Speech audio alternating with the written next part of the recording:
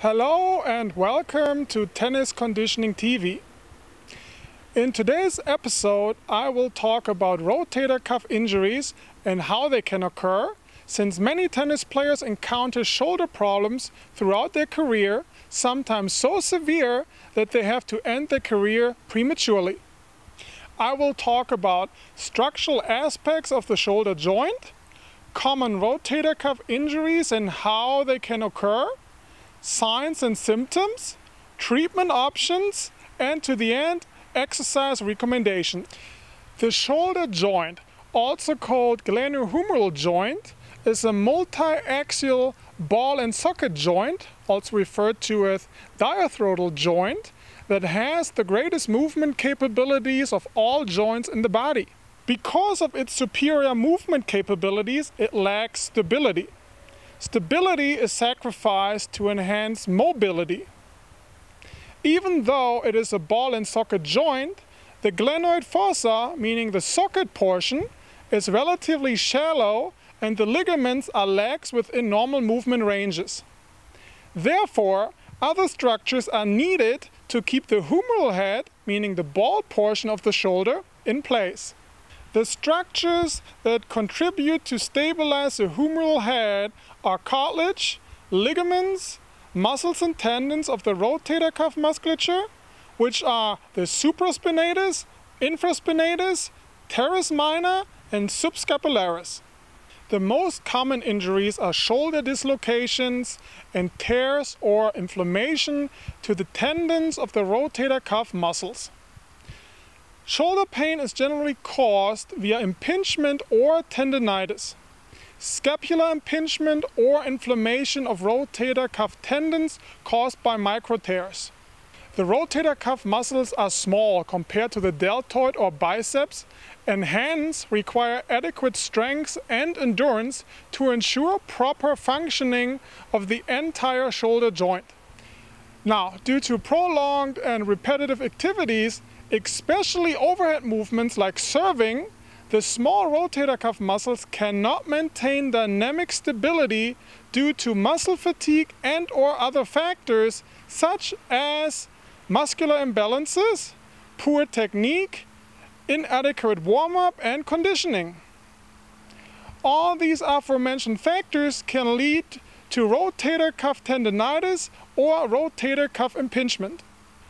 Rotator cuff impingement or scapular impingement occurs due to pressure caused by the acromion when the arm is lifted, such as this, again like this movement up here, because the acromion rubs onto the surface of the rotator cuff, causing pain and limiting movement. Sometimes the bursa just over the rotator cuff can be inflamed as well and hence causing pain. Generally, an individual suffering from rotator cuff injury will experience one of the following: pain when the shoulder is moving or at rest, stabbing pain when lifting or moving objects, or third, the pain center is moving from the front to the side of the shoulder. A variety of treatment options are available, surgical and non-surgical.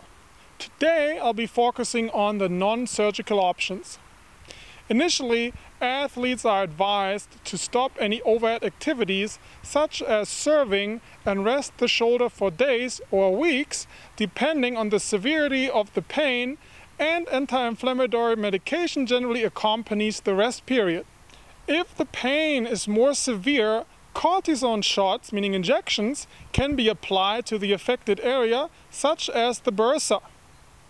Once the athlete is pain-free, a physical rehabilitation or strengthening program is incorporated regularly, oftentimes in the form of a dynamic warm-up using elastic bands. Next, I introduce some strengthening exercises with an elastic band that you can do to enhance strength and endurance of the rotator cuff musculature.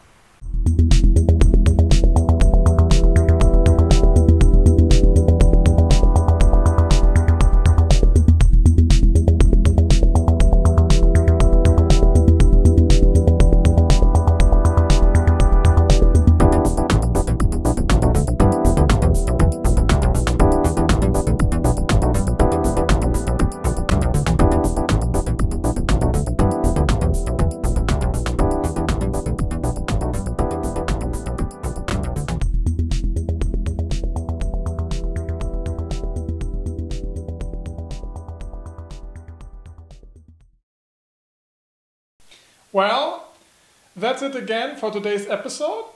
As usual, opinions differ. What's your point of view? Let us know below in the comment section.